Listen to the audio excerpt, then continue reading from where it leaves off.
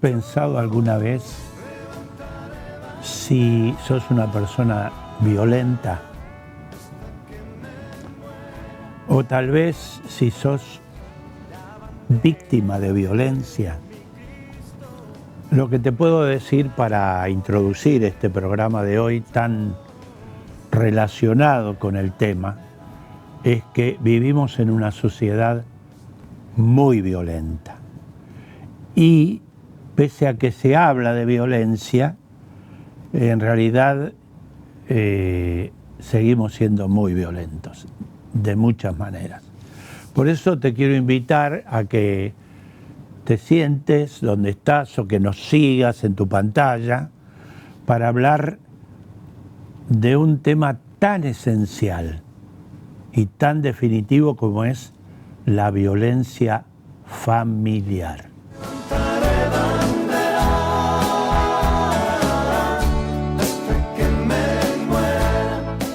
Queremos hablar de violencia familiar y hemos invitado a una persona que vivió la violencia, y si bien hoy no le vamos a pedir que nos dé detalles, pero ella, a través de esa experiencia poco grata en su vida, se convierte en un instrumento de Dios para ayudar a los que hoy están sufriendo violencia. Profesora María Fernanda Martins, bienvenida. Gracias, pastor. Bienvenida. ¿Cómo es eso de que te costó o te tocó, mejor dicho, vivir la violencia? 2 palabras nada más, ¿eh? Sí. Bueno, en realidad no se puede resumir en 2 palabras porque es algo tan complejo y Sí, de hecho es si verdad. no fuera tan complejo sería mucho más fácil salir y no estaríamos hablando de este tema. Sí. En realidad hay una conjunción tan grande de factores Sí. que hasta hoy, pasado el tiempo, pasados ya 10 años, me cuesta encontrar todos los factores que fueron los que intervinieron para que yo terminara en esta situación. Claro. Lo que sí sé es que se puede salir. Se puede salir, eso es importantísimo, ¿eh? Porque vos saliste o estás saliendo, ¿cómo es? Yo salí Ya hace muchos saliste. años, gracias a Dios, pero fue un trabajo muy largo, es decir, no alcanza solamente con ponerle fin a la situación de violencia en que se vive, sino cambiar muchas cosas en nuestras vidas para no volver a encajar en situaciones similares. Es decir, no solamente ponerle fin a la violencia que ejerce un otro sobre mí, sino cambiar mi propia mentalidad de víctima. Claro. ¿Sí? Salir de esa condición de víctima en la cual quedé insertada por todos estos factores que no podemos mencionar y que son tantos seguro en cada situación. Tu esposo violento. Sí. Es un punto. Voy a ir mencionando porque para hacerlo breve, para ir al otro tema que tiene que ver. Varios hijos. Sí. ¿Cuántos? 6. Esta chica tuvo 6 hijos. Edades, decilo Hoy rápido de porque 11 a 25. De 11 a 25. Sí. Es un numerito. Un número, ¿no? ¿Te deprimiste? Sí, muchas veces. En ¿Y el ahora camino cómo estás? muchas veces. Bien, gracias a Dios. Bien, porque pude superar no solamente, como yo decía, no la condición de víctima, esta llevó mucho trabajo poder salir. No te instalaste en víctima, sino No, que saliste. y el problema es que, bueno, esto es solamente por obra de Dios, ¿no? Porque a veces uno,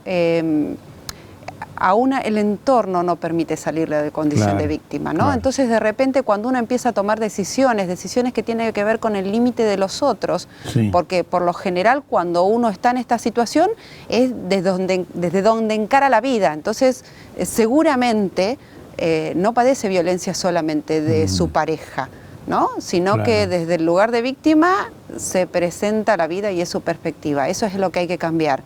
Sí. Pero muchas veces el entorno tampoco ayuda porque está acostumbrado Claro, a que estemos en el claro. rol de ¿Te víctima. ayudó tu familia? Sí, pero le costó entender. Claro. Y esto es un trabajo del que yo cobré conciencia desde un primer momento. Haber atravesado una situación de violencia y haber tenido esta experiencia, ¿no?, tan poco grata, no me capacitó para ayudar a otras personas.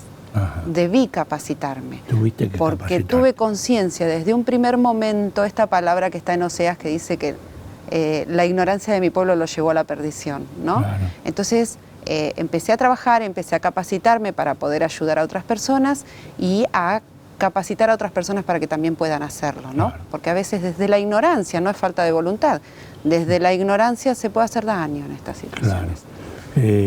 Bueno, lo poco que llevamos hablado, nos habla de una persona que pasó situaciones extremas, ¿puedo decirlo? Sí, sí, Porque el esposo, ex esposo. ex esposo, llegó a incendiarte la casa con vos y tus los hijos. chiquitos, sí, adentro. eran chiquitos, hace 10 Sin años. palabras, ¿eh? Ahora, ¿cómo salís? Además, pienso que el Señor tuvo mucho que ver en tu vida, el Señor Jesús. Absolutamente, sí. Ajá. Tuvo todo Tu que ver. fe, tu confianza, tu entrega, tu dependencia. No me quedó otra opción tampoco, Claro. ¿no? Porque yo creo que en ese momento no conocía a Dios como lo conozco hoy. Claro. Entonces, no tuve otra opción que confiar, era eso o bueno.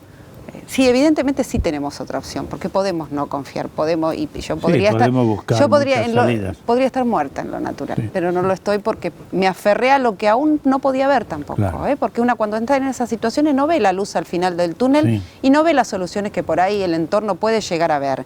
Sí. Una no la ve.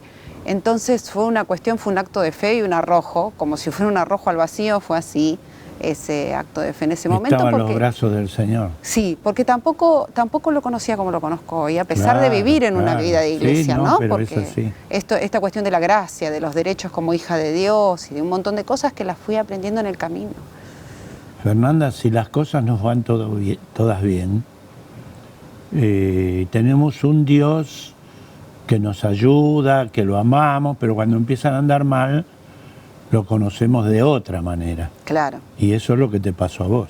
Sí, sí, pero yo creo que lo que cambió, vuelvo a decir, yo estaba en una situación de víctima y en una calidad de víctima, Claro, ¿no? sí. Y creo que hasta desde esa calidad me comunicaba con Dios también.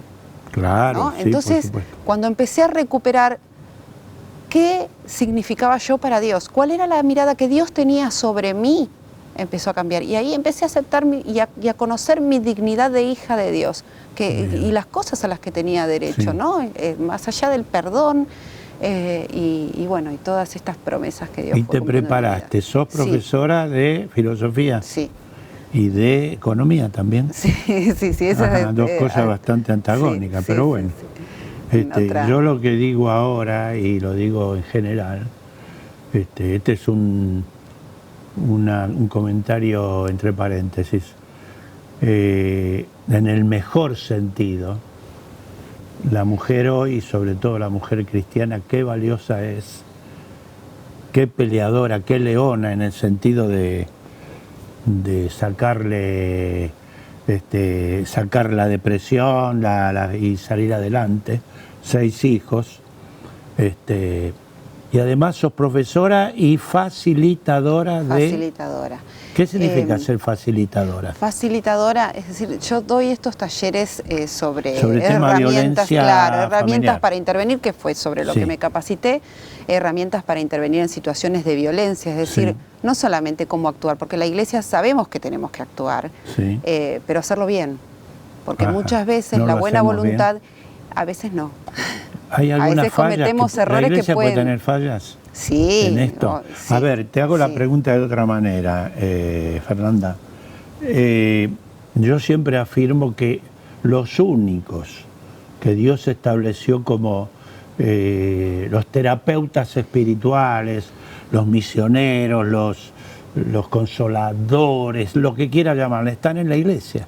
Ahora, ¿lo estamos haciendo? Hay recursos en la iglesia, hay mucho recurso humano que es lo que tal vez falta otro fuera lugar, de la iglesia, claro. ¿no? Pero ¿lo está. estamos El tema es cumpliendo? que se está capacitando. Ajá, Es decir, bien. se empezó a hablar del tema, la gente está queriendo prepararse, incluso en los talleres, yo hace 8 años que empecé a dar talleres, Ajá. y veo la evolución en la gente que viene a recibir los talleres, viene con otras inquietudes, vienen muchos hombres a los talleres. Ajá. incluso en los últimos hubo más participación de hombres que de mujeres, más asistencia. O sea que hay un cambio, evidentemente, dentro de la iglesia, ¿no? Una toma de conciencia. Una toma de conciencia y sobre todo de lo que no se sabe, ¿no? Ajá. Y de lo que es necesario saber.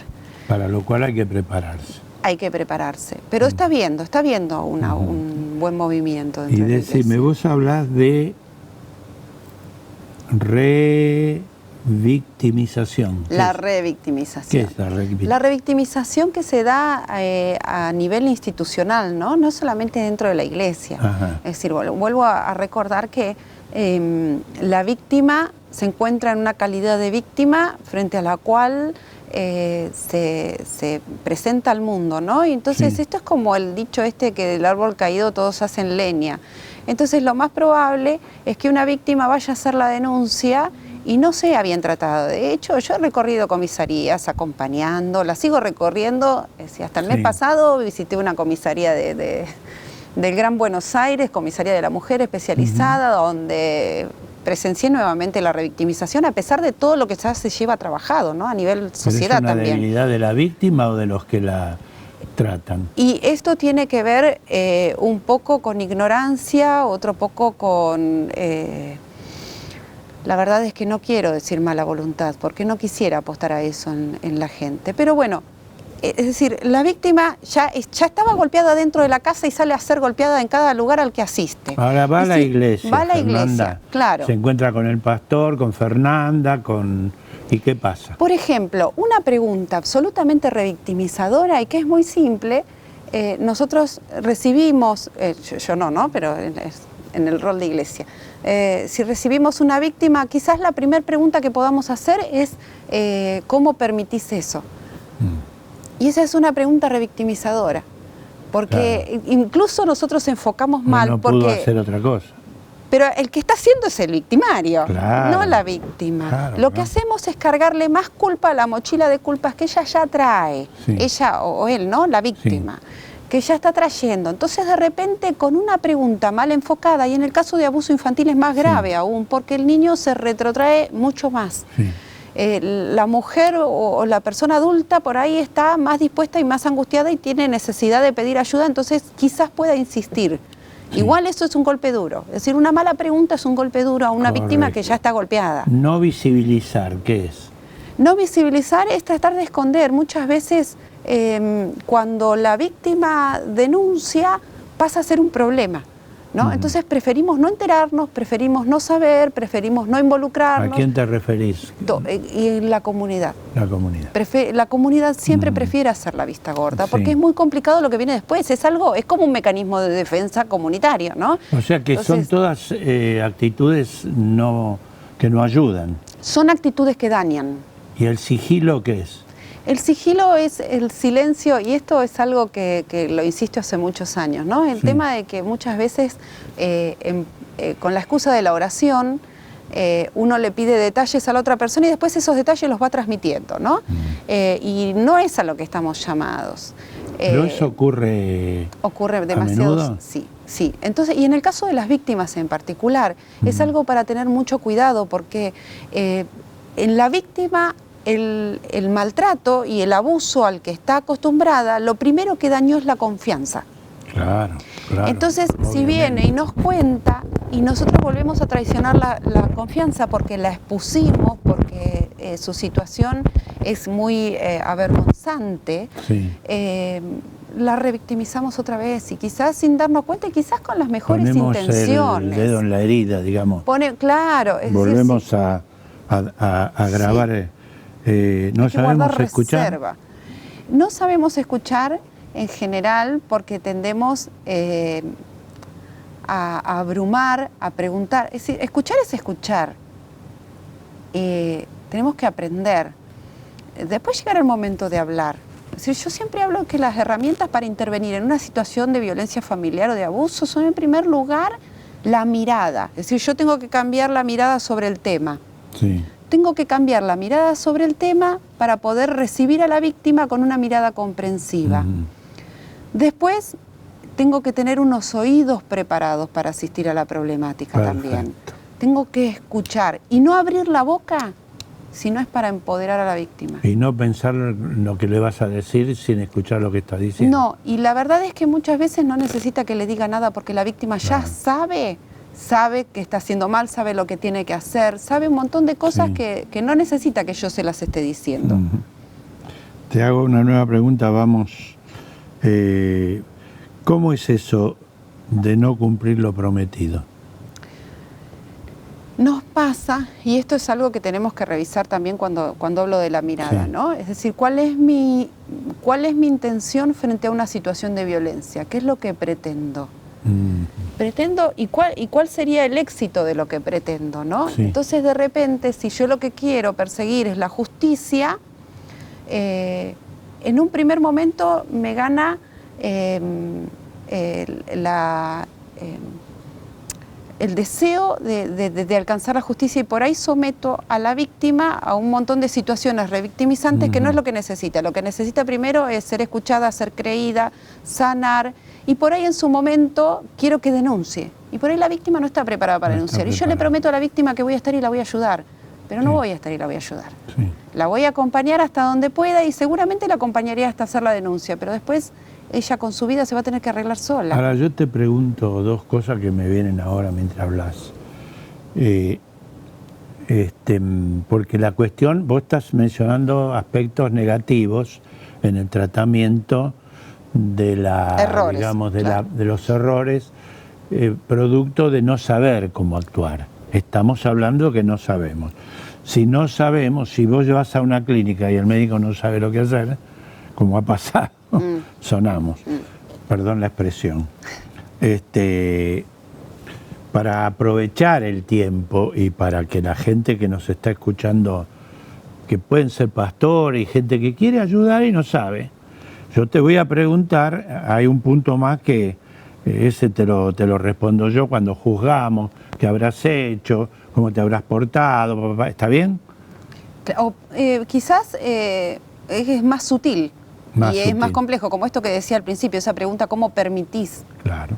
Y en realidad, como que le abrimos un expediente. Claro, y sí, y no está permitido, está haciendo lo que puede. ¿No? Vos sos facilitadora. Sí.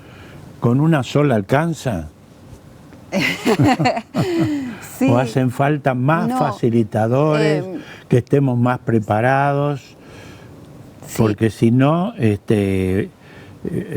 la orquesta funciona, los cantantes funcionan, el pastor predica muy bien, los hermanos se aman, está los sanguchitos de pate foie preparados cuando termina, pero la persona que vino se va como llegó.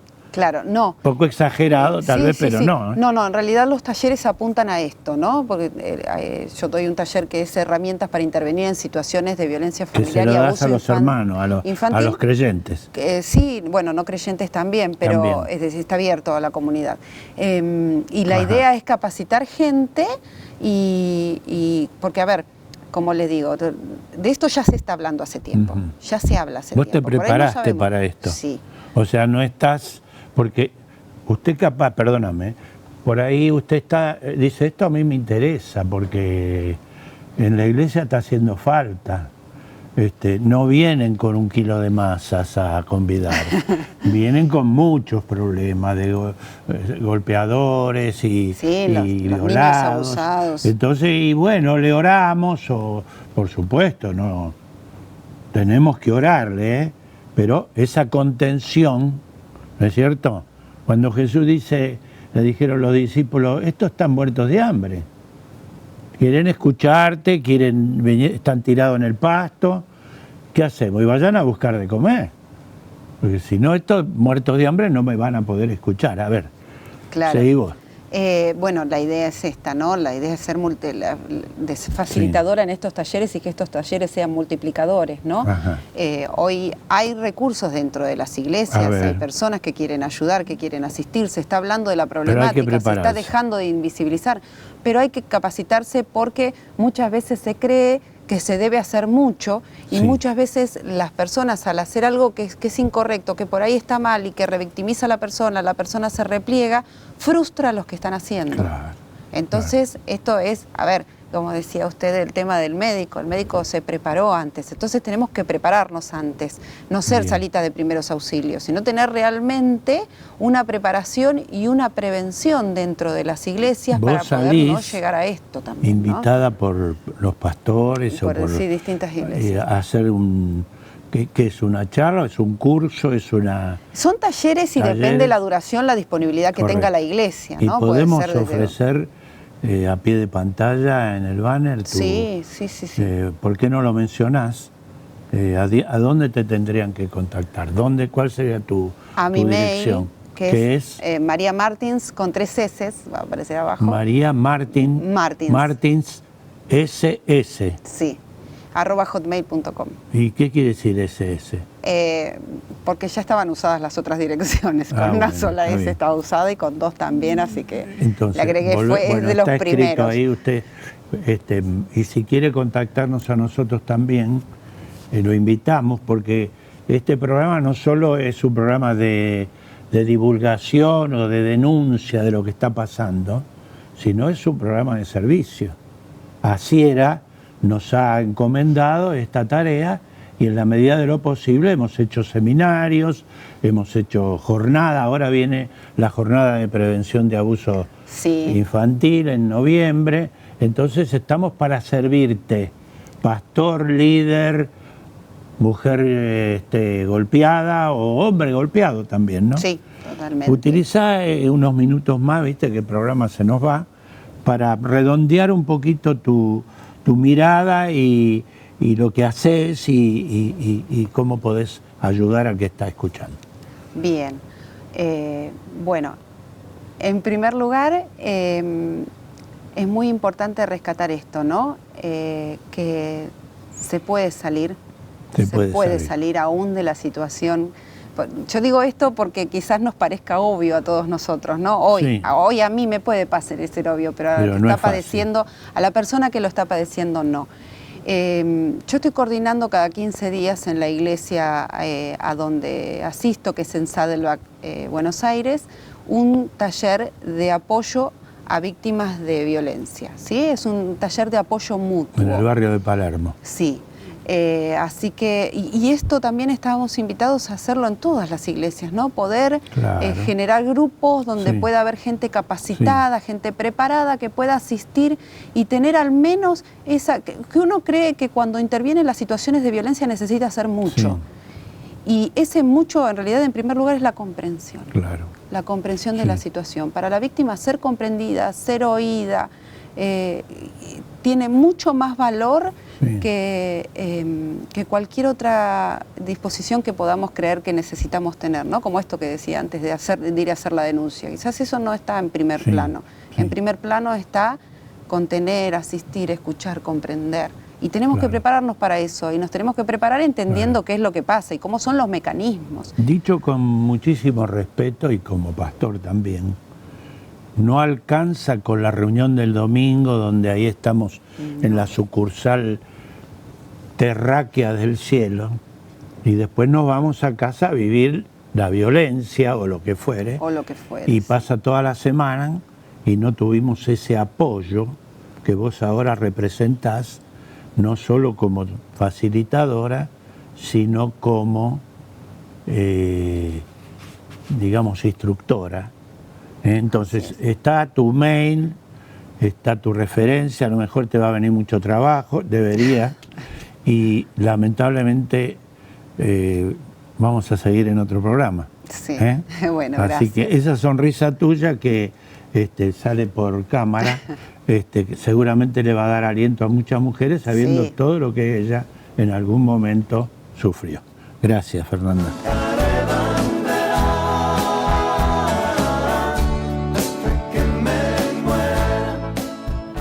En el programa siempre intento concluir, después de escuchar a nuestros visitantes que son tan fluidos, tan capaces, tan ricos en sus exposiciones, hacer una referencia breve a la palabra de Dios. Y me parece que en este caso, como en otros, siempre relacionados con la prioridad del programa, con la temática básica que es salvemos a nuestros niños, salvemos también a la mamá al que papá la está golpeando o viceversa. Y es mencionando ese episodio de la palabra, cuando en el camino hay un herido, y en nuestro camino siempre aparece un herido. Y a la iglesia van los heridos, a la iglesia van los heridos. Y entonces nosotros los que conocemos la palabra, los que somos espirituales, por ahí le hacemos una oración, lo cual es fundamental, les damos una palabra de aliento, hasta podemos darle, como dije, un refrigerio, pero después se van a la casa. ¿Qué es lo que le pasó al levita y al sacerdote cuando vio al herido en el camino? Dijo, yo estoy ocupado. Por ahí le mandó una oracioncita de camino. Pero hubo uno que justamente no era amigo, que se detuvo y se compadeció del herido. Y lo llevó a un lugar donde lo atendieran, pagó la cuenta, lo visitó. Y es el ejemplo que Jesús dio para nosotros, los sanadores, los que nos hemos sanado, como Fernanda, de terribles experiencias, que nos convirtamos en agentes de sanidad. Oremos. Digámosle que venga a la reunión, pero tenemos que hacer más, dentro de la iglesia, como lo hace ella, mi invitada de este programa, visitándolo por aquello que dijo el Señor, ustedes me visitaron y estoy muy agradecido. ¿Cuándo?